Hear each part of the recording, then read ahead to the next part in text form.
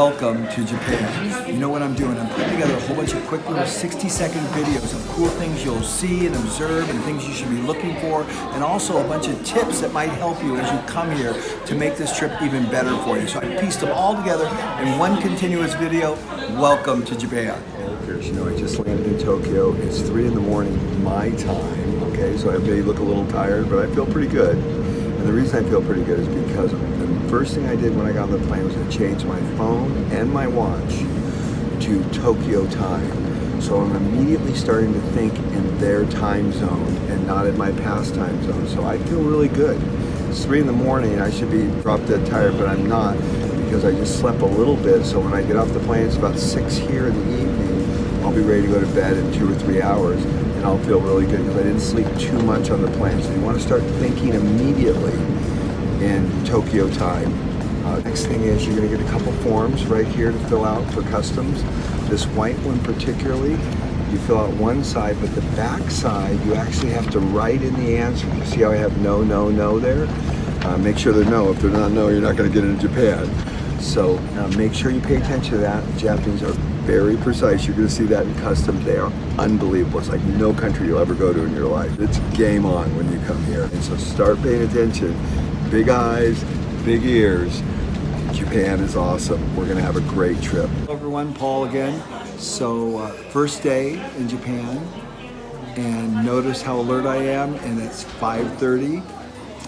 I'm not tired at all. So I told you the first tip is when you get on the plane, make sure you set your clock to Tokyo time. The second tip is one of the most important tips of all, and this is it. Now you know me as a big health maniac. I don't take any supplements, no vitamins, no protein powder. I don't do anything except for one thing. When I travel internationally, it's so important that the first night that you sleep well. If you stay up the first night, you will be screwed up for the entire week. So here's what I do. I went to bed last night around 9, 10 o'clock and I was tired. Fell asleep easily, slept till midnight. And then you wake up and you go, oh gosh, it's hard going back to sleep because you're in a different time zone. I got up and I took an Ambien. You don't have to take Ambien. You can take Tylenol PM, you can take melatonin. I don't care what you take. You can take half a bottle of vodka for all I care. The bottom line is you need to sleep the first night. And if you sleep the first night and you switch your clock quickly, the next day, like today, I didn't yawn once. I was perfect all day. Where normally you'd be exhausted the first day you transition in a new time zone. So that's tip number 2. You must sleep the first night. And if you have to take something to make sure that happens, I highly recommend it. Hey everyone, welcome to the Japanese train station. You're not going to believe this visual management. To Yokohama direction, blue is the airport direction, and then green is still same direction to Yokohama, but it's different type of trains like express or local. There's so many different kinds that even Japanese are confused. So this is a great visual management. Hey Japan study mission, I'm at the train station. I want to get something to drink, and look at the great visual controls. Blue is cold drinks, orange is hot drinks. All different kinds of teas, coffees, everything. Isn't that great visual? You just run up to the machine and you instantly know what's going on. I'm here with Mr. Yabe-san, who is an expert at omotenashi. That is a sense of the customer service at the highest level. He trains all the people on the Japanese bullet train on how to clean the trains very effectively. Now, I'm meeting him for the first time and I thought, man, I'll teach you how it's done. So here's my business card. I'm going to turn it around, facing towards him. There's his, and we're going to exchange business cards. It's a very important part of the way you do it. So you take it, you hold it, you look at it very respectfully. You don't put it in your pocket. I'm going to put it down right here in front of me. It's a very respectful thing. It's a very important thing as you learn the Japanese custom of deep respect and how we're going to learn about omotenashi, which is a powerful word in Japanese. Welcome to Japan. Everyone, I'm in a Japanese grocery store and they rock. Check this thing out. They have the best vegetables and the best fruit ever. You kind of think, well, what's the difference? The Japanese are just very precise about everything they do, and they just do things well. You can buy an apple here for like $8 or $9 for one apple because it's like perfect. and they taste fantastic. So Japanese fruit, Japanese vegetables, the best in the world. I used to think it was all BS. It's not. They make some rock and roll good stuff here. Hey guys, this is $70 of melon. $140 for 2 melons. Look at these Japanese cherries. It's $180. And look at these strawberries. One piece is $5, and then even white strawberry, it's very popular these days in Japan. It's $10. Look at these all great fruit from Japan, and we are crazy about quality. Check out all the fresh sashimi. Oh my gosh, the fish is over the top. Perfection, the taste, everything about this is crazy. The selection, it goes on and on and on. If you love fish, there is no better place in the world than Japan. They are the masters at food. And of course, on the Japan Study Mission, on the bus, we have all these fresh fruits all the time available for all of you. We don't need any junk here, only Japanese quality. Welcome to Japan. This is the construction site. See how under control everything is? Good walls around, great visual management. Everything's super buttoned down so nothing can fly out and hit anyone. But check this out. Every construction site in Japan has a decibel meter that tells you how much noise they're producing and the vibration level for the public. Pretty amazing.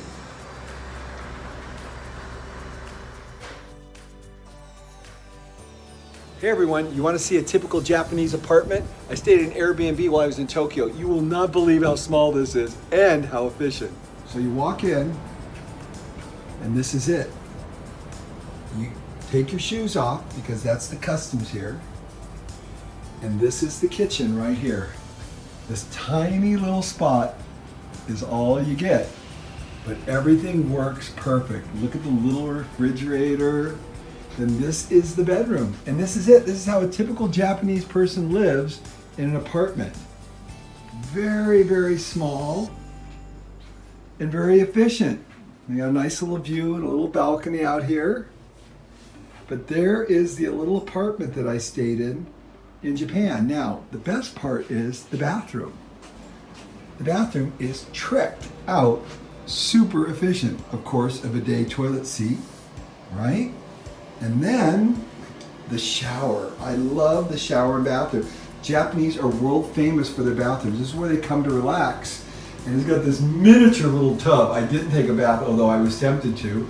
But the water system is fantastic, and it has a heater in here as well as great lighting. Takes care of all the steam. They have a nice mirror here, so when you're shaving, it's just really good. And then the cool thing is this door makes it completely self-contained, so no water leaks out anywhere.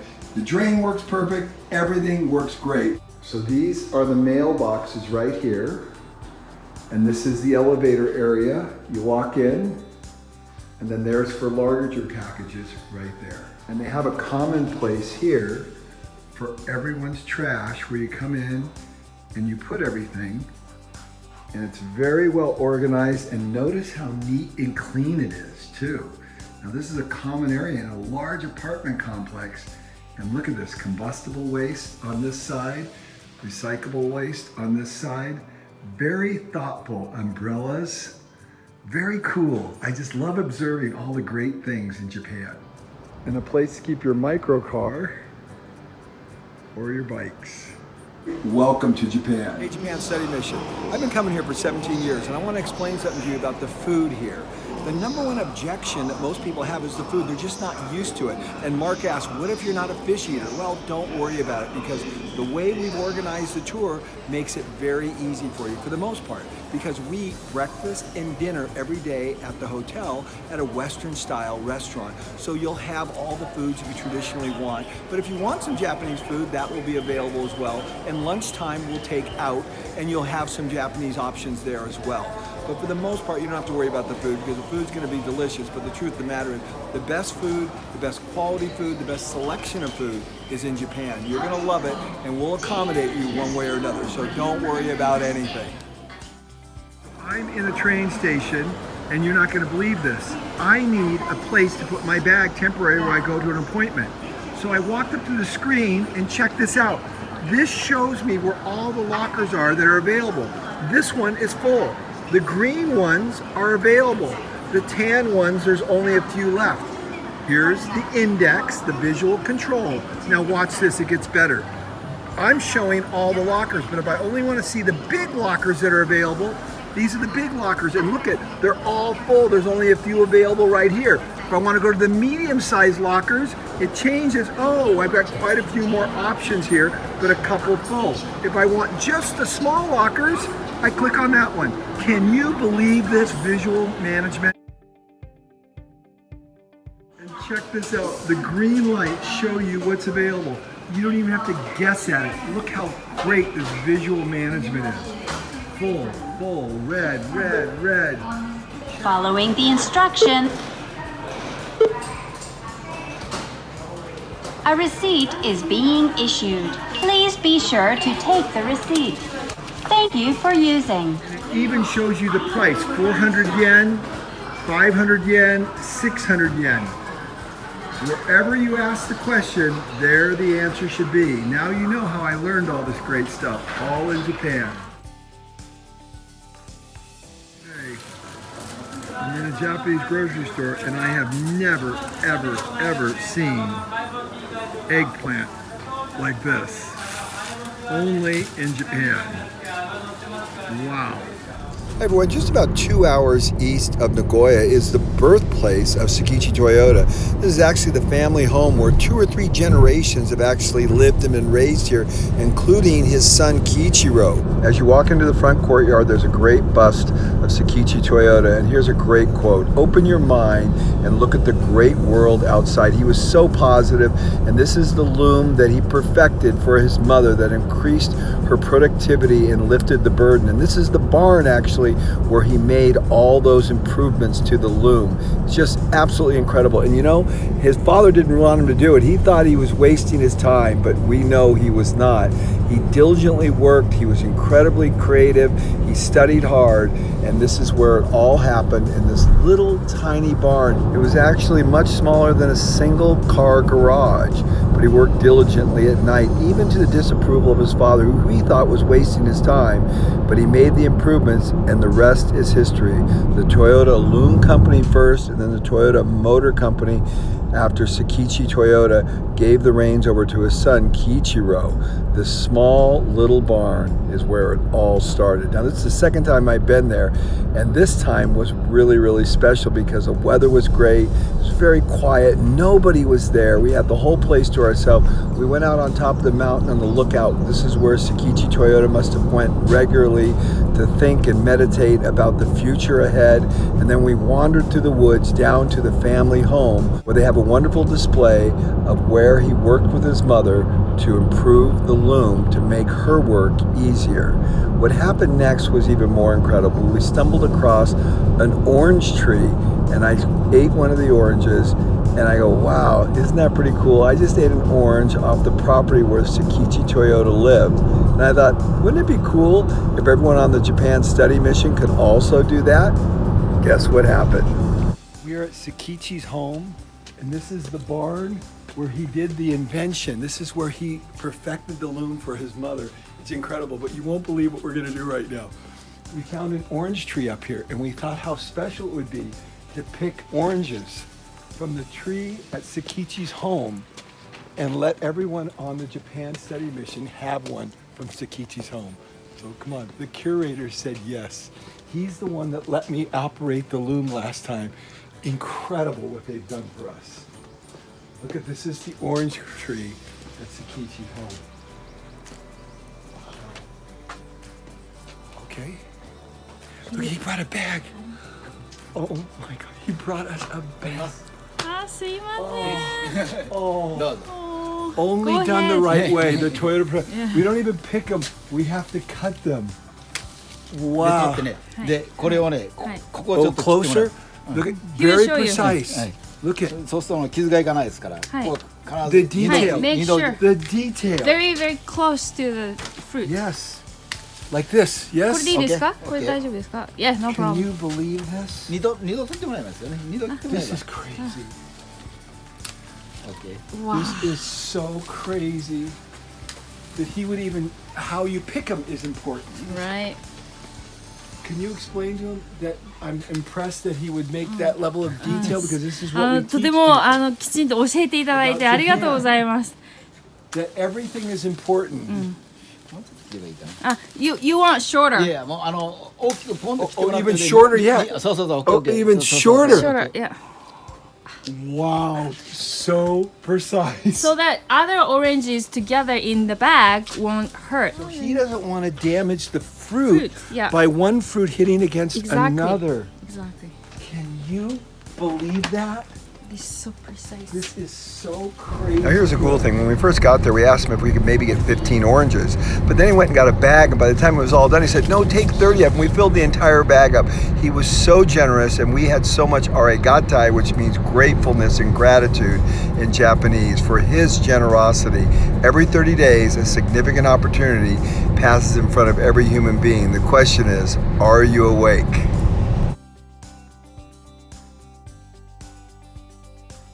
Good morning, everyone. So I am at one of the bridge projects. We're just doing a quick little review right now, and this is it. It's mind-boggling, and I'm with Yumoto-san, who will actually be with us on the tour for the Team 18, and he's also going to be leading part of the tour when we visit this bridge project. But it is absolutely mind-boggling what you're going to see, and the access we get is unprecedented. You never get to come to places like this in Japan. But because we're friends with Kawada Industry, we're allowed to come. So it's going to be epic. Just for clarity's sake, Yumoto-san is actually coming on the Japan study mission to learn. He's running this project, which is probably $1 billion, and he's coming to learn.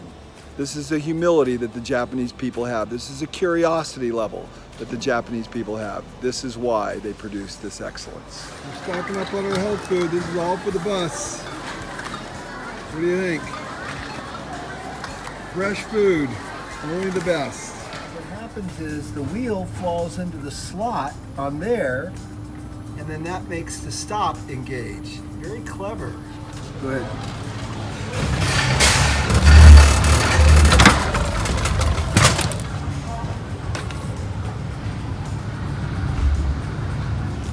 Japan is packaging. They've got it mastered at a very, very high level. Never seen this anywhere in the world like this. So you take this, it's two-sided tape that I bought at the dollar store. You'd think you'd want to tear it open there. You might struggle a little bit, right? But no, in Japan, they make everything with these little openers in the back. That's like a little peel strip. And then the product comes out very easily. Sorry about that, I just peeled it back on there. And then it just comes out like this. So it's a nice little thing they do. They just got this whole packaging thing down to a whole nother level. So pretty cool stuff. You'll start to notice these little details. This video is to show you how to use chopsticks. It's actually really easy. There are only just two things you need to know. First, you put the chopstick in here, maybe about 1 inch out from there. You lay the chopstick from in the crotch of your hand across that fingertip. Now the thumb holds pressure on it, so now it doesn't move. Firm pressure. Then with light pressure, you take the second chopstick, you lay it across this finger. The thumb applies light pressure right at this point, and that allows you to move the chopstick just like that, okay? So all you're doing is moving the one finger. Now, with that simple motion, you can pick up small little pea like this. You can pick up grapefruit. You can pick up a kiwi, very heavy like that. You can pick up a round tomato. You can lightly take apart some locks and pick it up. Remember, 2 steps. This one doesn't move. Pressure from the thumb. This one, light pressure, creates this movement right there. Okay, I'm in Japan. Big eyes, big ears, observing incredible things. Kawada Bridge project, huge steel beams they're installing. You would never think the detail would be necessary here, but they actually have protective material so when they clamp onto these huge I-beams that nobody will ever see, they don't scratch anything. I went down to this end, they had a huge U-bolt that they attach. They have a special grommet they put inside the hole that is rubberized so that they don't scratch the inside of the hole. Can you even imagine this? I went around the back side and I noticed they had a plastic slip sheet out of UHMW, a very slick material. They set the beam on, so when they set it on another piece of steel, it can't scratch the underside that no one's ever gonna see. Again, big eyes, big ears. I'm noticing the bolts. I'm saying, why is there a knurled end on the end of these bolts? What is that for? I've never seen that before. That's actually how they apply the torque. So what happens is they apply the torque to the end, and then when it reaches a certain torque specification, the end pops off. Pokioke. This allows them to guarantee that every bolt is torqued to the correct specification. The ones below you have not been torqued yet, so it's obvious. Now they went and ran a simulation for us to show us how every day they test 5 bolts to make sure the bolts are absolutely perfect. I asked them if there are ever any bad bolts. No, there's never any bad bolts. They never come across any bad ones because the manufacturer tests them and makes sure they're perfect, and they test them and make sure they're perfect because quality is everything. So they torque it down. It has to get to a certain foot-pounds of pressure. Then they record those 5 bolts on a sheet to make sure all the data is recorded. So there is no way any bolt would ever be not capable of holding the weight that it needs to. This is just incredible, the detail and the precision that they go through to make sure everything is perfect, precise, and quality is maintained throughout the entire job site. And then as I looked around, I noticed there was a mat leading up to the staircase because you have to clean your shoes before you walk up on the scaffolding, lest there be any chance of you getting any dust on these pristine beams. You ask yourself, why did they think this way? Because they train their children at a very early age. And only 4 years old in preschool, the children are learning to be very precise. At lunchtime, we visited one of the classrooms and all the kids got their food, but they didn't eat their food till everyone got their food. And who served the food? The leaders. They brought all the leaders up. The leaders actually stood up in front of the class. They went over all the different kinds of food groups, what was the nourishment that their body would receive from these food groups. It was absolutely staggering. And after about 10 or 15 minutes, then they ate. After they understood everything about the food, they were respectful, they did ikadakimasu, they did their small little prayer, then they ate. Then, before they even ate, anybody who thought they could not eat all the food that was put on there so there was no waste, stood up, went back up to the front, and showed the teacher what food they couldn't eat and explained to them why they couldn't eat it. Then the teacher took it off their plate so there would be no waste and the food would be able to be reused. This is the level of thoughtfulness that goes into the way they conduct themselves. Now I want you to think about this. They're asking their kids to think in detail, in super high detail and precisely what exactly they can eat and why they can eat it, and then show the teacher exactly what it is. So there is no potential for any waste or defect. This is crazy. Crazy good. Hello everyone, today we go up to the Yamaha factory to take a tour of where they make fantastic, precise Yamaha pianos. When I walked in the showroom though, I couldn't believe it because all these children were there to take the tour. But what really shocked me most of all was how studious they were, how much they were into learning, how copious of notes they were taking as they toured the factory floor. They were asking good questions, they were so interested, and I stopped at the end to interview them to find out what they had learned. And what did you learn? Was done by manual, and yes, I thought it was really difficult to make it. And you took lots of notes. What were some of the things on your notepads? Can you show me the notes that you took? I saw you writing all the time. So what was something interesting you wrote in your book? That Shigara explained was if one sound has a isn't out of the standard work, then other sound will be different. So I thought that's very difficult and very important work. To maintain a standard. Yes. The technician was listening all the sound, and if there's something uncomfortable, then he had to redo it, and that was really amazing. What do you want to do when you grow up? 大きくなったら何になりたいですか? To be a model. Oh, good for you. You're so すごい、 beautiful. すごい。 You have a beautiful smile, too. 笑顔が素晴らしい。Doctor. I want to be a doctor. Doctor, good for you. お姉ちゃんは? I want to be a piano teacher. Wow. I believe you will all succeed. 夢が叶うと思います。僕はそう信じてます。I was very impressed with the factory, 工場もすごく良かったと思うんですけど、 but I was more impressed with you. 皆さん方の一生懸命な姿を見てもっと感動しました。 People that are serious the way you are about taking notes and learning, で、何か学ぶときにとても真剣に一生懸命やるってことが人生でとても大事だと僕は思っています。 your destiny is a great life. で、こうやって一生懸命小さなことでも何かするのでも一生懸命取り組める子っていうのは将来大きくなっても素晴らしい人間になるんじゃないかっていうふうに思ってます。Arigatou gozaimasu. どうもありがとうございました。ありがとうございます。